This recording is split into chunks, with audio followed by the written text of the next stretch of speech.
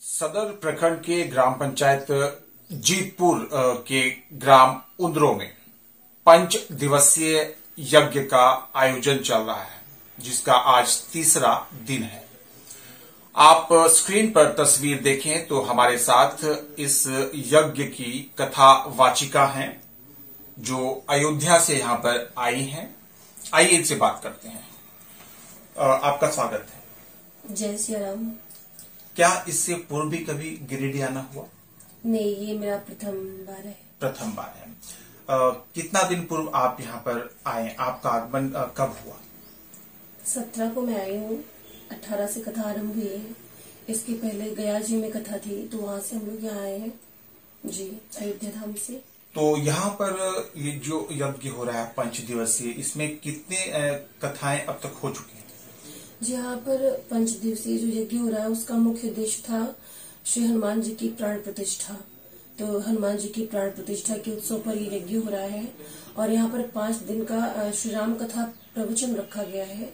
इस प्रवचन का उद्देश्य ये है कि जनमानस में हमारे सनातन धर्म का प्रचार प्रसार हो, लोग धर्म के प्रति जागरूक हों और समाज में लोगों को कैसे रहना चाहिए, राम कथा के माध्यम से हमें क्या अपनी जिम्मेदारियों को निभाना चाहिए और जीवन जीने की कला क्या होती है, इन सब का ज्ञान मंच के माध्यम से भक्तों को प्रदान किया जाता है।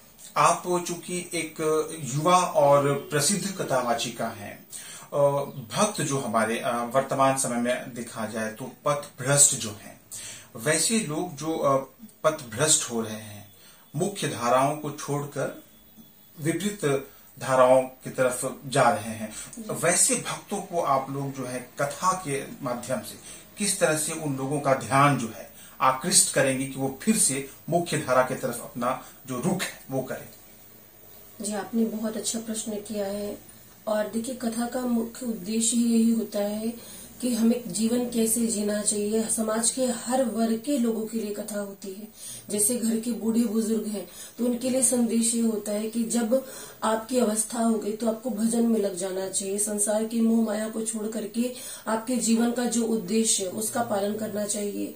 इसके बाद सीता जी के चरित्र से हमें नारी धर्म की शिक्षा मिलती है कि किस प्रकार से कितना भी कष्ट आए लेकिन नारियों को शक्तिशाली कहा गया है, तो धैर्यवान होना चाहिए। विषम परिस्थितियों में भी गंभीरता का परिचय देना चाहिए। समाज में नारियों की जो स्थिति है वर्तमान समय में, तो आजकल तो महिलाएं बहुत कुछ कर रही हैं। देश में महिलाओं को मतलब काफी मान सम्मान भी दिया जा रहा है।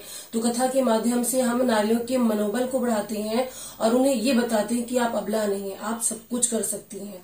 तो नारियों को भी प्रोत्साहन मिलता है। और इसके बाद जो युवा वर्ग के लोग हैं जो कि इस समय अश्लीलता की ओर जा रहे हैं, चाहे जिस भी माध्यम से, तो उन्हें अपने धर्म से जोड़ करके उनमें संस्कार का संचार करना। देखो, शिक्षा तो मनुष्य के लिए बहुत आवश्यक है, लेकिन हम लोग मंच से ये भी बोलते हैं कि शिक्षा के साथ साथ मनुष्य के जीवन में संस्कारों की विशेष भूमिका होती है। अगर संस्कार नहीं है तो शिक्षा व्यर्थ है। तो संस्कार आएंगे तभी आप बड़ों का सम्मान करेंगे, समाज में कैसे रहना है इसका ज्ञान मिलेगा। तो इससे हमारे देश की संस्कृति जो कि हमारी धरोहर है उसकी रक्षा होगी। चलिए, कथा वाचन के द्वारा आप जो है महिला सशक्तिकरण की बात भी करती हैं। जो युवा है उन्हें ये संदेश भी देती हैं कि उनका काम किस तरह से होना चाहिए, उन्हें शिक्षा भी अर्जित करनी है, धर्म के मार्ग पर चलना भी है, धर्म की रक्षा भी करनी है। तो इन बातों को आप सभी जो है, आप जैसे लोग जो हैं वो कथा वाचन के माध्यम से भक्तों तक पहुंचाते हैं। बात अगर करेंगे उंदरो में अभी जो वर्तमान में यज्ञ चल रहा है, इस बारे में किस तरह का माहौल है, कैसा वातावरण है, भक्तों के बीच आप कथावाचन कर चुकी हैं, कैसा रहा उन लोगों का श्रवण? जी, भक्तों का भाव बहुत अच्छा है। कल कथा का द्वितीय दिवस था, आज तृतीय है। मुझे भी बहुत अच्छा लग रहा है, क्योंकि मैं पहली बार यहाँ आई हूँ, लेकिन भाव सभी का बहुत अच्छा है। और सबसे बड़ी बात है कि हर वर्ग के लोग, चाहे वो छोटे बच्चे हों, रात्रिकालीन कथा है, लेकिन मैंने देखा है कि रात्रि में ठंड के समय में भी छोटे छोटे बच्चे भाव से कथा सुनते हैं। कीर्तन होता है तो तालियां बजाते हैं और जितनी भी नारियां हैं घर के कार्यों को समाप्त करके पंडाल में समय से पहुंचती हैं, तो मुझे कथा सुनाने में बहुत आनंद आया और व्यवस्था भी बहुत उच्च कोटि की है। कमेटी की समिति की तरफ से बहुत सुंदर हम लोग को व्यवस्था भी दी गई है, तो बहुत ही अच्छा रहा अनुभव हमारा। अभी 2 दिन कथा और होनी है, जैसे आज होनी है, कल होनी है, परसों कथा का विश्राम है।